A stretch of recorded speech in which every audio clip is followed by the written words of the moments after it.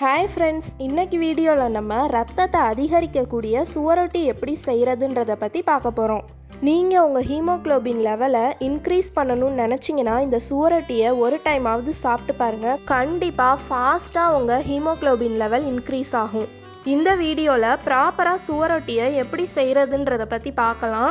வீடியோக்குள்ளே போகிறதுக்கு முன்னாடி நம்மளோட சேனலை இன்னும் சப்ஸ்கிரைப் பண்ணாமல் பார்த்துட்டு இருந்தீங்கன்னா சப்ஸ்கிரைப் பண்ணி பக்கத்தில் இருக்க பெல் பட்டனை ப்ரெஸ் பண்ணிக்கோங்க. வாங்க இப்போ வீடியோக்குள்ளே போகலாம்.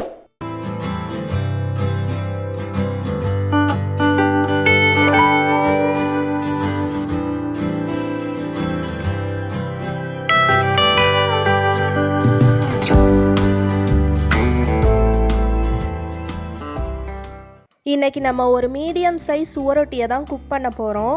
சுவரொட்டியை நீங்கள் எடுத்ததுமே கட் பண்ணக்கூடாது. ஆவியில் வேக வச்சு எடுத்ததுக்கு அப்புறம் தான் கட் பண்ணணும். ஏன்னா நம்ம வேக வைக்காமல் கட் பண்ணோன்னா சுவரொட்டி உள்ளே இருக்க பிளட் எல்லாமே வெளியில் வந்துடும். ஸோ நீங்கள் இட்லி பாத்திரத்தில் இட்லியை வேக வைக்கிற மாதிரியே சுவரொட்டியை ஒரு 10 மினிட்ஸ்க்கு மட்டும் ஆவியில் வேக வச்சு எடுத்துக்கோங்க. சுவரொட்டியை நீங்கள் டைரெக்டாக கேஸ் ஸ்டவ்வில் சுட்டு சாப்பிடாதீங்க, அதனால நிறையா ஹெல்த் இஷ்யூஸ் வரும். அதே மாதிரி பாத்திரத்தில் தண்ணியை சூடு பண்ணி அது உள்ள சுவரொட்டியை போட்டு வேக வைக்காதீங்க. இப்படி வச்சிங்கன்னா கட் பண்ணும்போது பிளட் லீக் ஆகும். ஸோ எப்போவுமே சுவரொட்டியை வேக வைக்கும்போது இந்த மாதிரி இட்லி பாத்திரத்தில் ஆவியில் வேக வச்சு எடுத்துக்கோங்க. சுவரொட்டியை நல்லா வேக வச்சு எடுத்துட்டோம். அடுத்து அதை சின்ன சின்ன பீசஸாக கட் பண்ணிக்கலாம்.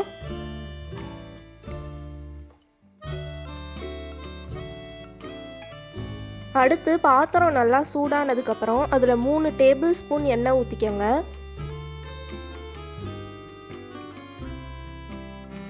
எண்ணெய் நல்லா சூடானதும் கட் பண்ணி வச்சுருக்க சின்ன வெங்காயத்தை சேர்த்துக்கோங்க.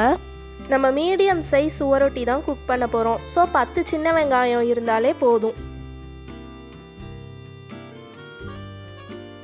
கொஞ்ச நேரம் கிண்டி விட்டுட்டு அதோட 5-6 கருவேப்பிலையை சேர்த்து வதக்கிக்கோங்க.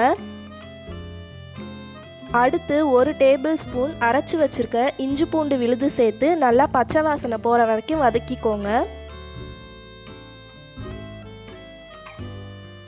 எண்ணெய் நல்லா பிரிஞ்சு வந்ததுக்கப்புறம் அதில் நம்ம நறுக்கி வச்சுருக்க சுவரொட்டியை சேர்த்துக்கலாம். கொஞ்சம் நல்லா கலந்து விட்டுக்கோங்க.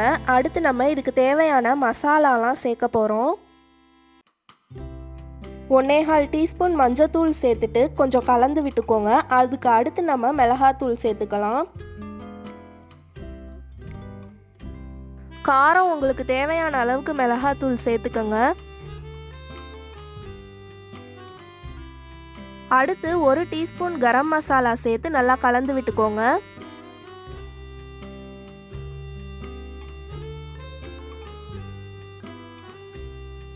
தூள் உப்பு தேவையான அளவு சேர்த்துக்கோங்க.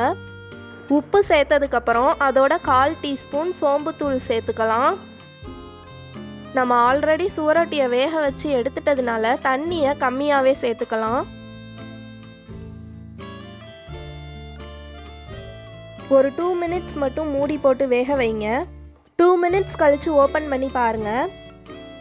தண்ணி பாதி சுண்டுனதும் ஒரு டைம் நல்லா கலந்து விட்டுட்டு அதோட 1 டீஸ்பூன் மிளகுத்தூள் சேர்த்துக்கலாம்.